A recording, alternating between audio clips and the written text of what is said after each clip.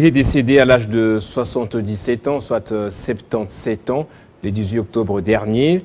Il a formé son mouvement à la fois spirituel et politique depuis les années 76. Il a été chimiste, grand intellectuel congolais. De son vrai nom, Zakari Badiengila, connu sous le nom de Né Mwandansemi. Que reste-t-il de la vision de cet homme que tous avons connu? Cet homme tentaculaire, en tout cas, cet homme qui agit dans tous les sens. On en parle avec le secrétaire général de son parti politique, Bakwamissa Moulinguidi. Bonjour, merci d'être là en tout cas. Oui, bonjour, messieurs les journalistes. Alors, vous êtes secrétaire général très jeune, j'ai remarqué, ça me fait énormément plaisir, du BDM, qui veut dire Bundu Diamayala. Effectivement. On va commencer d'abord par définir ce terme, Bundu Diamayala, un récapitulatif en tout cas, parce qu'on parle de cet héritage politique. Qu'est-ce que ça veut dire et pourquoi ça a été créé? Oui, Bundu Diamayala, d'abord vous prenez le nom Bundu. Bundu, ça veut dire union ou assemblée. Mayala, c'est à l'image de l'un des ancêtres du royaume au Congo qui était un grand politicien, que le grand maître a donné le nom Bundu Dia Mayala, en quelque sorte, parce que Mayala aussi, en Kikongo, c'est à Kikongo, qui veut dire la politique ou politicien. Alors, quand on dit Bundu Dia Mayala, donc union politique. Union politique, et comme je dis, Mayala, c'est à l'image de l'un de grands ancêtres du royaume au Congo qui était un grand politicien. Donc voilà ce que je peux dire de la traduction littérale ou littéraire de Bundu Dia Mayala. Et ça continue toujours. C'est pas mort après lui, non? Non, le non, BDM non. vit, il Non. continue Oui, de défendre les idéaux de Zakari Badiengila. BDM vit et va vivre parce que le grand maître Né Mwandansemi a formé plusieurs Mwandansemi. Le BDM est ici de la mère de Bundu Dia Congo. Or, Bundu Dia Congo, c'est un grand mouvement qui prône la renaissance culturelle. La renaissance culturelle, et puis bâtir au cœur de l'Afrique une puissance, une grande confédération que le grand maître a qualifiée l'Union d'Intimancy. Et je vous informe que Bundu Dia Mayala ou Bundu Dia Congo ne vont pas mourir parce que avec cette idéologie, il a écrit plusieurs ouvrages qui parlent de la vision politique, de la vision religieuse et de l'avenir de l'Afrique. Parce que, comme je dis, Bundu Dia Mayala, c'est un grand parti panafricaniste d'avant-garde qui se projette dans la renaissance africaine et dans l'acquisition d'une indépendance totale de l'Afrique. Donc, pour ceux qui pensent que Bundu Dia Mayala va disparaître avec le grand maître, ils se trompent. Parce que Bundu Dia Mayala a été créé pour survivre avec le temps. Et comme je l'ai dit en âme et conscience, parce que quand je vois la jeunesse de Bundu Dia Mayala, c'est-à-dire les dirigeants, en grande majorité sont des jeunes. Alors, donc, on peut dire que M. Né Mwandansemi a bien préparé la relève. Pour moi, je vais le dire sans embâche, que la relève est là. Et quand je vois des présidents de la jeunesse, je vois des présidents territoriaux, des présidents provinciaux de Bundu Dia Mayala, je crois bien la moyenne c'est 35 ans. Donc la relève est là. Et les gens sont tellement déterminés de pouvoir continuer la lutte du grand maître. Parce que pour nous, le salut de l'Afrique ou le salut du Congo, c'est avec cette philosophie de renaissance. Quand vous êtes colonisé et que vous voulez reprendre la puissance, vous ne pouvez qu'aller dans le sens de la renaissance.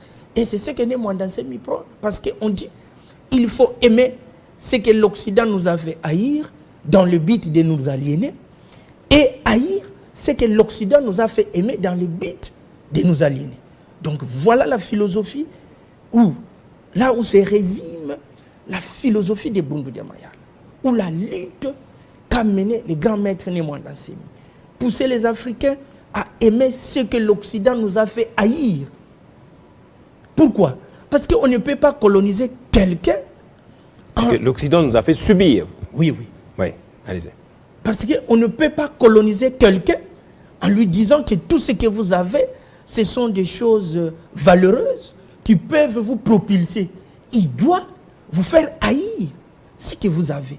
Et le grand maître a compris qu'aujourd'hui l'Afrique doit renaître, mais la renaissance de l'Afrique doit commencer par l'amour de ce que nous sommes. Nous sommes qui? Et nous avons quoi comme valeur? Et il dit, il va mélanger les valeurs africaines. Donc c'est comme la révolution culturelle que les autres ont fait. Les Français l'ont fait, les Chinois l'ont fait, mais avec le mélange de la technologie moderne. Parce que la technologie est universelle. Personne ne va refuser la technologie. Parce qu'elle est universelle et toutes les sociétés ont emprunté ou ils ont cherché ailleurs certaines connaissances qu'ils n'ont pas. Et voilà les résumés de la philosophie du grand maître. Renaître, faire renaître l'Afrique et créer une société moderne, une puissance moderne où on va mélanger les valeurs positives africaines et la technologie moderne.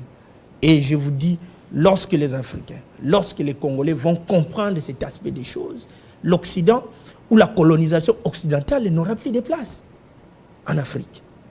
Parce que du moins, vous avez coupé les racines qui maintiennent la colonisation. Parce que les racines qui maintiennent la colonisation, c'est le fait d'haïr ce que nous sommes. Donc il y a un conflit entre les sociétés africaines et l'État.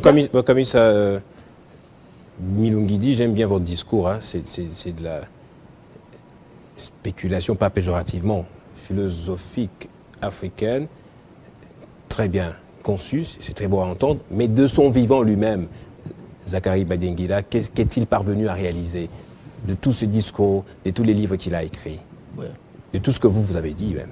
Oui. Non, le grand maître Némouanda Nsemi, d'abord, on ne peut pas, pour retenir l'héritage du grand maître, on ne peut pas se passer de ce qu'il a écrit. Ouais. Parce que c'est par rapport à ses écrits que nous allons comprendre qu'est-ce qu'il voulait. Mais ce qu'il a réalisé, d'abord, le fait de créer, parce que ce qui est vrai sur le plan physique, il y a eu Bundu Dia Congo à l'époque, avait des écoles.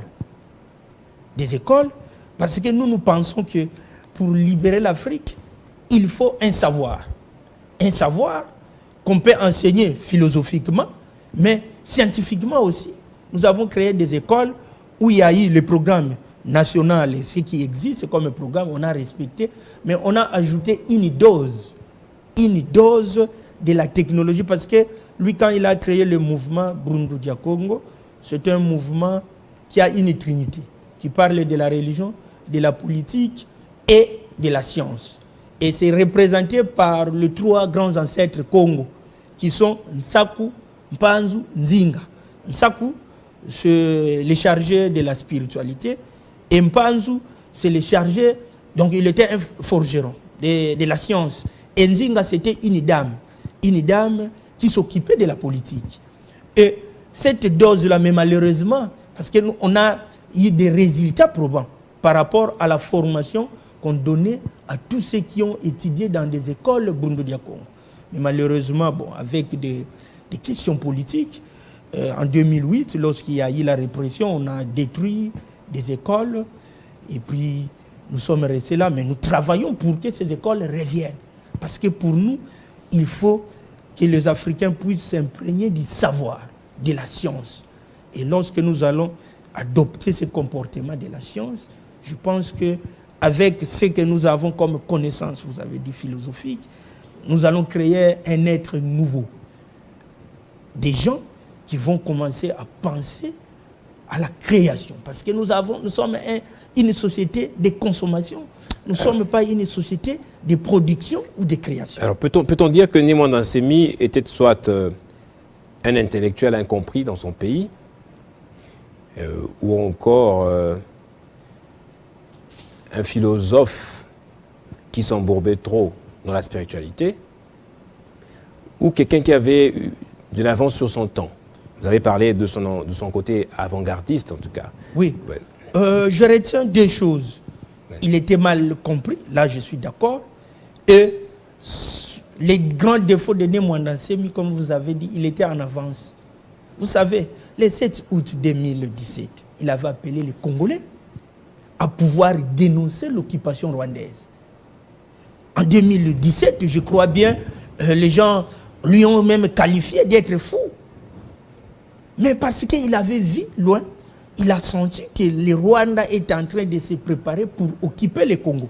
Et aujourd'hui, ça devient une réalité. Et heureusement, le 7 août 2017, le slogan était le Rwanda aux Rwandais, le Congo aux Congolais. On a arrêté des gens, il y a eu des morts.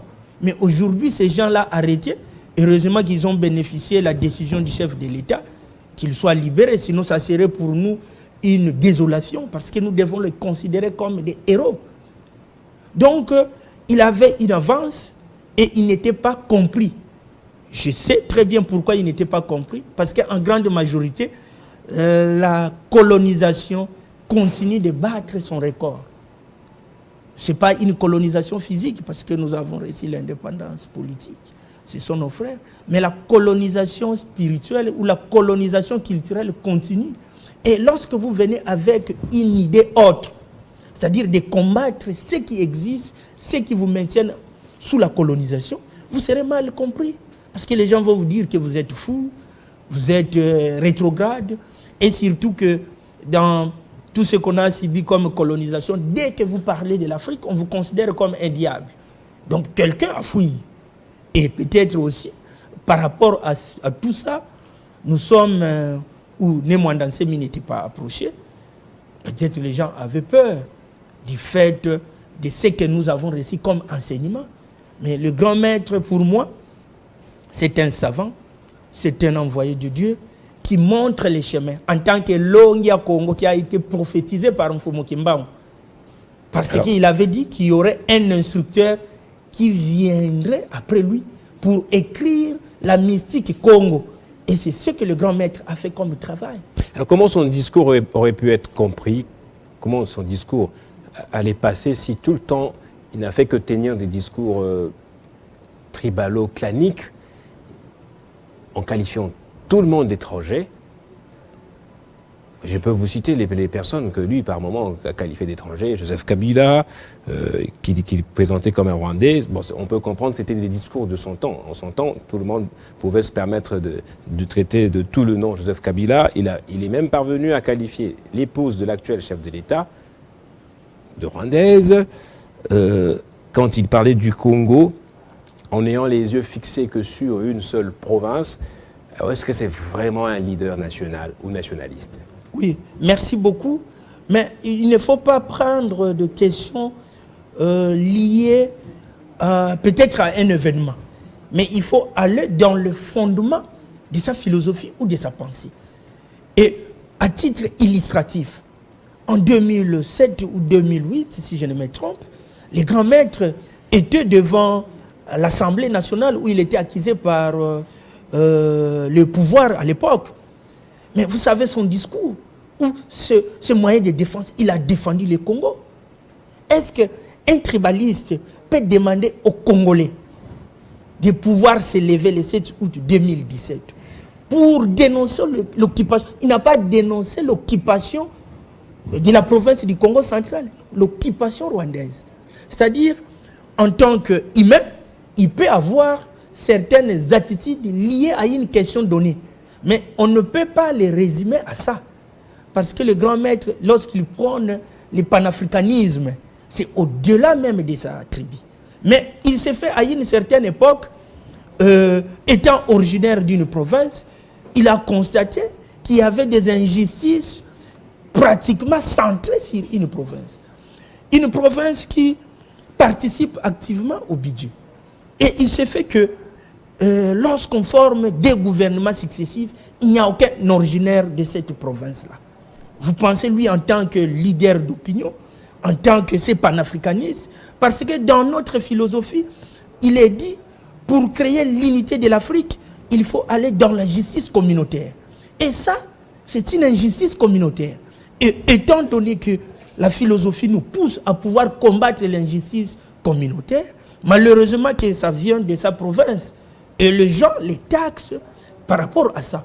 Mais défendre une cause juste, peu importe que ce soit de votre province, de votre village, pour moi, la personne qui prend le courage de défendre cela doit être considérée comme... Vous nous confirmez que vous êtes, soit pas la tête, mais vous occupez les fonctions de secrétaire général d'un parti politique qui est stable, qui vit, qui a un siège et qui fait quelles actions politiques actuellement? Non, les actions politiques actuellement, nous sommes liés, je suis secrétaire général, nous sommes liés par les testaments politiques du grand maître Némoine Nsemi, qui est parti, mais qui est avec nous par le fait de sa philosophie, par le fait de ses enseignements.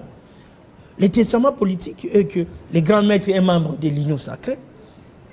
Et moi, il m'a confirmé, heureusement, une semaine avant qu'il puisse tomber malade. Et lors de nos entretiens, moi j'étais en route pour Matadi. On m'a appelé d'urgence que le grand maître a besoin de vous. Je suis allé là-bas. Il me dit, j'ai suivi votre émission, je suis très ravi. Vous êtes intérimaire, mais aujourd'hui je vous confirme comme titulaire. Mais je vais vous demander une chose. Avec des documents à l'appui? Oui, oui, il y a des documents. Il n'y a pas une crise de succession là chez vous? Non, il n'y a pas une crise de succession parce que nous sommes en deuil et nous rendons hommage à notre grand maître. La succession ou quoi, on va en parler quand il sera enterré. Donc, il me dit, je sais, je vous confirme, vous aurez beaucoup de sollicitations. Mais je te demande qu'une seule chose, ne me trahissez pas. Parce que vous connaissez ma ligne politique actuelle, c'est de soutenir mon neveu. Le président de la République actuelle, il appelle le neveu. De soutenir mon neveu à l'élection présidentielle pour qu'il puisse gagner. Moi, je lui ai dit seulement fidélité au guide, au guide, au guide. Parce que... Il fait allégeance. Oui, oui. Parce que ça, c'est sa volonté. Et nous étions aux coulisses. Dans les coulisses, où il y avait plusieurs regroupements. Mais on avait donné des avis. Parce qu'il nous demandait que nous allons adhérer dans quel regroupement. Mais il nous a posé une question. Il faut choisir un regroupement qui serait fidèle au chef de l'État. Parce que moi, je crains qu'aujourd'hui, on adhère dans un regroupement et que demain, ces regroupements changent de position. Ils ne soutiennent plus les chefs de l'État. Et moi, je serais mal à l'aise. Donc, pour nous, par rapport aux activités politiques actuelles, nous nous limitons au testament politique du grand maître de soutenir la candidature du chef de l'État. Nous sommes en campagne. Néanmoins, nous avons nos candidats. Nous faisons la campagne pour nos candidats. Mais nous faisons aussi la campagne du président de la République parce que c'est ça la volonté du grand maître, sa dernière volonté que nous devons respecter en tant que disciples, en tant que membres, ayant pris part aussi à certaines négociations politiques. Donc dans les coulisses, nous savons que ça c'était la volonté ultime du grand maître. Bakomi Samoulinguine, on va terminer par ici. Qui a succédé à Némoine Nsemi à la tête du mouvement, d'un point de vue, je dirais, spirituel? Bon, comme je vous ai dit, nous sommes en période de deuil. On n'a pas encore enterré le grand maître. Parler de la succession au moment où le grand maître n'est pas enterré, pour moi, c'est porter de l'opprobre à cette grande figure. Mais néanmoins... Regardez un peu là. Oui. Vous connaissez la dame à gauche? La dame à gauche. Bon, je la connais pas très bien. On va mettre la capture précédente et on va lire nous deux ensemble. Je vous donne, je vous permets de lire, si vous voulez, je peux lire. Oui, vous pouvez lire. Alors, si on peut agrandir, certainement ça aidera les gens à la maison de pouvoir bien lire. C'est un tweet sur lequel je suis tombé hier, alors que je préparais cette émission, et je l'ai retenu parce que j'aimerais bien écouter votre point de vue par rapport aux propos tenus par cette dame que vous ne connaissez pas, que vous allez découvrir peut-être après en faisant des recherches personnelles. Figé dans le temps, puisqu'en train de revêtir tous les éléments, bon, c'est un discours que je ne comprends pas, qui me paraît un peu superstitieux, tous les éléments de puissance royale, à partir de maintenant, tout celui qui osera s'approcher de moi de si près sera projeté par une force effroyable qui se démultiplie et saute. À partir de maintenant, je suis le garant du peuple Bakongo. Elle s'appelle Philo Makese. Je remplace Némoine Dansemi. J'ai remporté toutes les batailles et j'en suis sorti vainqueur. Allez informer les peuples Bakongo qu'il a un nouveau Ngunza, né Makese Sitina. Partagez ma photo au peuple Bakongo pour l'informer de l'existence d'un nouveau chef au nom de Mama Philo Makese Sitina, qui le représente dès à présent. Et la suite, c'est sur la photo là que nous avons tous vu. Votre commentaire pour terminer. Oui, bon, tout est permis, nous sommes en démocratie. Mais vous savez... Vous ne la connaissez pas, Philo Makese? Non, je ne la connais même pas. La question qui se pose, c'est après les grands maîtres, qui va succéder? On ne peut pas remplacer les grands maîtres parce qu'il a été prophétisé par Mfumu Kimbangu en tant que Longia Congo. Mais après ça, que prévoient les enseignements messianiques? Maintenant, là, je quitte la politique. Parce que vous m'avez parlé, de la spiritualité. Excusez-moi, j'ai fait tout pour éviter cela. Non, mais je vais vous répondre. C'était inévitable apparemment. Je vais vous répondre. Qu'est-ce que, dans les enseignements messianiques Congo, il est dit, après Longia Congo, il y aura un puissant, un justicier qui viendra, qui s'appelle Nkwatulendo. Il ne s'appelle pas Mama Makese Sitina ou quoi. Donc, par rapport aux enseignements, il est déjà de côté. Parce que, après Longia Congo, Nemakandala, il y aura un justicier. Là, c'est Mfumu Kimbangu qui prophétisait en 1921. C'est les justiciers en question, c'est Nkwatulendo. Et dans les enseignements de Bundudia Congo, il y a une chanson qu'on dit Longibuka Menisala Nkwatulendo Ukwiza Vana Kimpwanza Kia Kimpeve. C'est-à-dire, lorsque le grand maître va enseigner, va finir son enseignement mystique Congo, il y aura un être qui viendra, c'est Nkwatulendo, pour donner la libération culturelle. Donc la dame est un peu farfelue, c'est ça? Oui, ça, il faut le mettre dans ce cas-là. Moi, personnellement, par rapport aux enseignements... Il ne faut pas considérer le propos de la dame. Non, elle est libre. Elle est libre de dire ce qu'elle peut dire. Mais, or, dans les enseignements, on dit Kimfuma Kiatumba, Ibafwa, Ibamoyo. C'est-à-dire, la question du pouvoir, c'est une question d'investiture. Et qui vous investit, ce sont les morts et les vivants. Or là, il s'est autoproclamé. Donc, quand elle s'est autoproclamée, elle s'exclut d'office des enseignements même du grand maître ou des enseignements de Bundudia Congo dans l'ensemble. Bon, vous ne ferez pas l'enseignement. Merci beaucoup, Bakwamissa Milungidi. Merci beaucoup. Je vous remercie. Ça, c'est la première fois, mais je crois bien. Nous devons continuer parce que les enseignements du grand maître sont tellement profonds. Nous avons envie de pouvoir pérenniser son œuvre et puis de pouvoir honorer sa mémoire en ce temps difficile. Merci. C'était donc le tout dernier invité. Avec lui, nous bouclons complètement cette matinale. Merci à vous de l'avoir suivi. Je vais me lever pour la conclure, cette matinale. Je me lève avec vous également. Oui, vous pouvez rester là. Le temps pour moi de désannoncer. Merci, vous étiez nombreux à nous suivre depuis le matin, depuis 7 heures. Nous sommes le lundi 4 décembre. J'espère que vous avez commencé une très belle journée en compagnie de votre chaîne Télé 50 qui est à l'affût de l'information, qui est toujours là pour vous offrir les meilleurs qu'ils soient en termes d'information et en termes même de la communication. Je vous dis merci infiniment pour votre fidélité. Le journal, ce sera dans quelques minutes à 13h avec Christopher Ochokum, je pense bien certainement. Le journal en langue, c'est dans quelques secondes avec toutes les langues. Mumbere va passer, Glove Mavita, également Jean-Marie Kazambou. Et je ne vais pas terminer cette matinale sans dire ou souhaiter un joyeux anniversaire à Léon Kouba-Bouranzi qui nous suit en ce moment net beaucoup. Comme je l'ai dit, continue de grandir en stature, en sagesse, mais également en grâce comme l'enfant Jésus. Au revoir à vous. Demain, la matinale recommence avec Christopher Ochokum. Je vous retrouve le jeudi dans Version Croisée. Je vous retrouve également le vendredi dans Kinshasa Direct. Très belle campagne à vous, les différents candidats. Et ciao.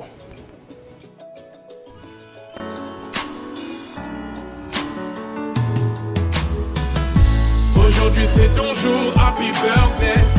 Tout le monde à la maison, happy birthday. Avec moi nous fêtons, happy birthday. C'est maintenant ton moment, happy birthday.